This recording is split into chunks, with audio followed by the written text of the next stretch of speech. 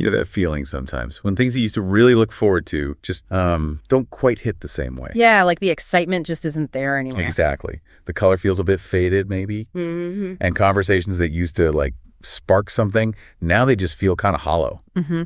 Echoes almost. Yeah, that's often the very first whisper of what Carl Jung talked about as waking up. Yeah, it's interesting because it's not about hitting some societal benchmark, is it? Like perfect happiness or success. No, not at all. It's much more internal. It can start with that weird sense of things losing their shine, like you said, and this quietness growing inside you. Sometimes even a bit hazy, maybe, but strangely profound underneath it all. Right.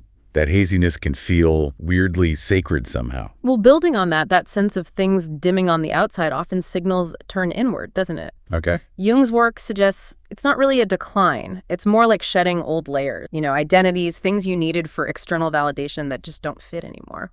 Ah, so the ego's old playgrounds aren't as fun anymore. Precisely. Because something deeper, maybe more authentic, is starting to emerge. Okay, that makes sense. And that's exactly what we want to dive into today. 10 signs, sort of indicators that this inner awakening, looking through Jung's lens, might be starting for you. And these aren't like a checklist, right? More like signposts. Yeah, like recognizing landmarks on an inner map you didn't know you had. And it's crucial to remember this isn't about striving to be some perfect, polished version of yourself. It's quite the opposite, actually. That's so. It's more about having the courage to look at the parts we've ignored, the uncomfortable bits, what Jung famously called the shadow. Right, the shadow. Not to get rid of it, but to see it, acknowledge it as part of the whole picture, an essential piece even. Okay, got it. So let's look at that first sign then. Things that once thrilled you feel hollow. Mm-hmm. That buzz you used to get. Certain hobbies, maybe parties, or even just chatting with specific friends. It just falls flat. You see the surface, the glitz and the haste, as you put it, but you feel separate from it somehow. Yeah, detached, like you're watching it from behind glass.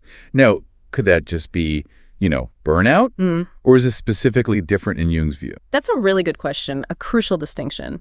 Burnout definitely brings a lack of enthusiasm, sure. But what Jung's describing often feels different. Okay. It's less about being depleted and more about a fundamental shift in what feels meaningful, what actually resonates inside. It's like the ego's external reward system, the gold stars and applause, it just loses its grip.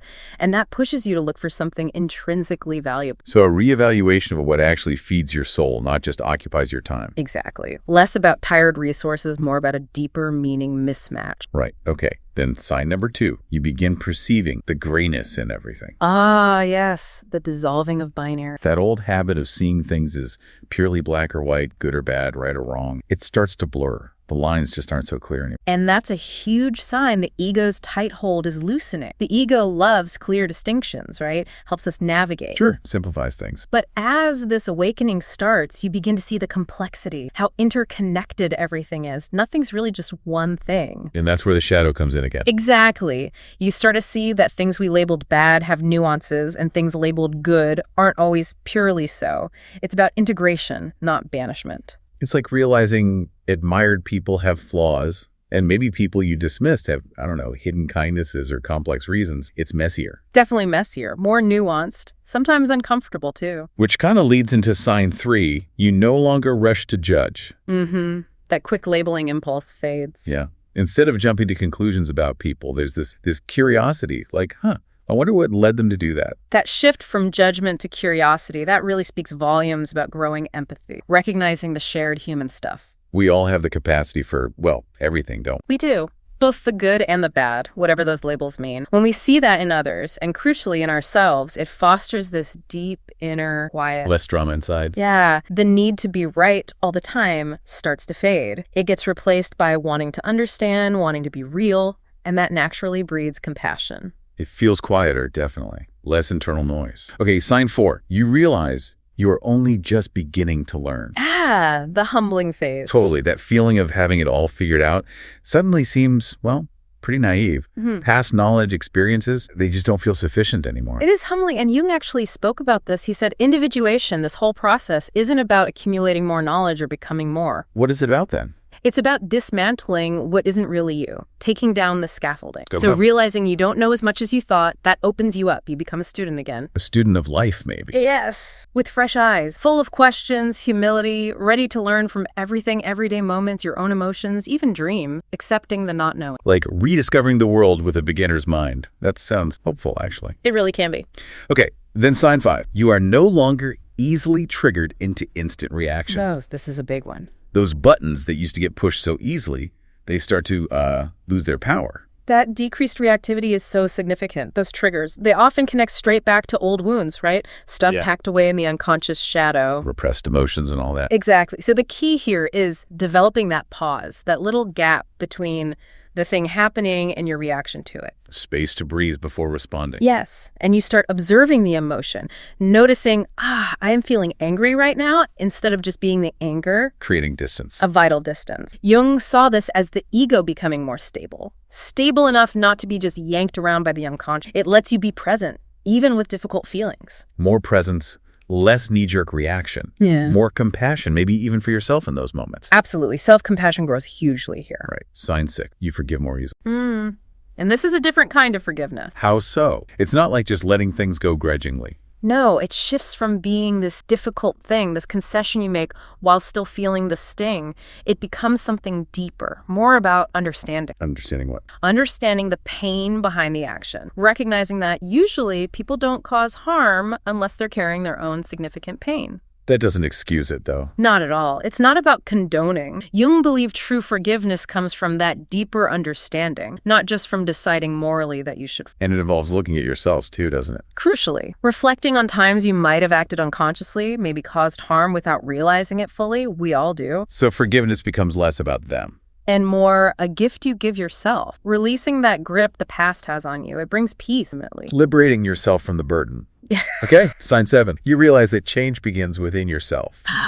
The end of the blame game. Yeah, remember when it felt like if only other people would change or circumstances would change, then everything would be okay? Oh, yes. That external focus. Jung had that great quote, "He who looks outside dreams, he who looks inside awakes." So looking outside is like a projection. Often, yes. Yeah. The things that really wind us up in others, they can mirror stuff we haven't dealt with in ourselves, unseen aspects. Okay, ouch, but makes sense. The understanding starts to dawn that the world isn't totally separate from our inner state. It often reflects it.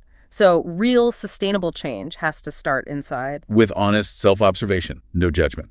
Exactly. And taking that inner responsibility, change stops being something you demand from the world and starts being a way you are in the world. And that creates ripples outward, presumably. It inevitably does. Jung called it the centering of the self. Okay. Sign 8 feels deeper. You no longer see power from the outside. You understand that you are consciousness. Yes, this one really gets to the core, doesn't it? That fundamental question. Who are you? Beyond the labels, name, job, roles. Right. All those superficial answers feel inadequate. Jung saw individuation as this gradual letting go, this disidentification with the small ego, which is so tied to those external things. So what do you identify with instead? You start to glimpse something else, a deeper, quieter observer self, the part of you that simply witnesses your thoughts, your feelings, your life. Like the screen on which the movie. That's a good analogy. And sometimes you get these moments, maybe fleetingly, where you feel connected to everything. You experience consciousness directly, not just your consciousness, but consciousness. Wow. So the need to prove yourself, to control things. It diminishes because you start to realize your fundamental nature is this awareness. You just need to be present. Power isn't out there to be grabbed. It's inherent in your being. That's a huge shift. Okay, sign 9. You are no longer drawn to what is harmful. Those old patterns, unhealthy coping mechanisms, they lose their... Why does that happen? Well, often those patterns are driven by the unrecognized shadow, Jung would say. It expresses itself in ways that don't actually serve our well, even if they feel familiar. Addiction, toxic relationships, self-sabotage. Familiar pain, maybe? Could be. But as you awaken, this sense of self-worth starts to grow naturally. A quiet conviction that, I deserve better than this. So you move away from the harmful stuff, not because you're forcing yourself or out of fear. But out of self-reverence, it's a natural turning away, creating space for things that actually nourish and sustain you. It's like remembering your true worth. An internal compass realigning towards health. Not because you should, but because you want to. Exactly. It feels authentic. Okay, finally, sign 10. You see things as an observer. taking a step back. Yeah. You're not so personally tangled up in every little drama or issue that comes along. You witness your reactions happen. Jung called this the emergence of the inner witness. It's like you start living along two streams simultaneously. Two streams. Yeah, there's the stream of life unfolding, things happening, and then there's the stream of your own presence, observing it all, including your own reactions. So you don't get swept away as easily. Right.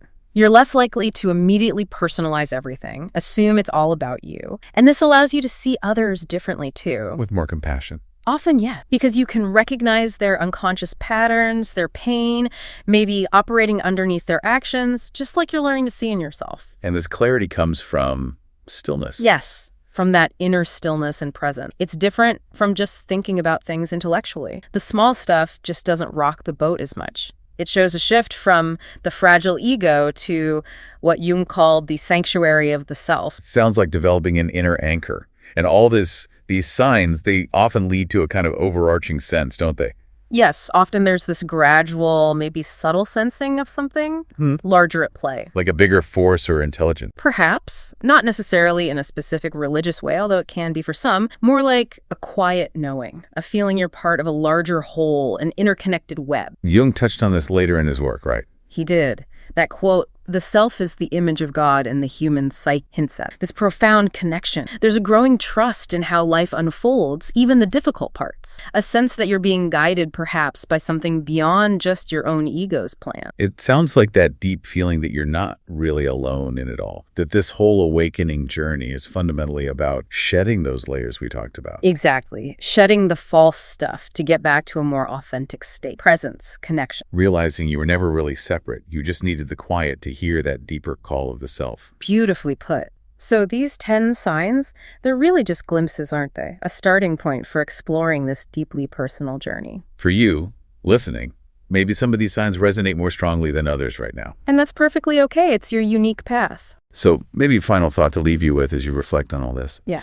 What if all that noise, the constant buzz of the external world, the demands, the distractions, what if it's all just an invitation, really? A persistent call to turn inward and start listening to that quieter, wiser voice within?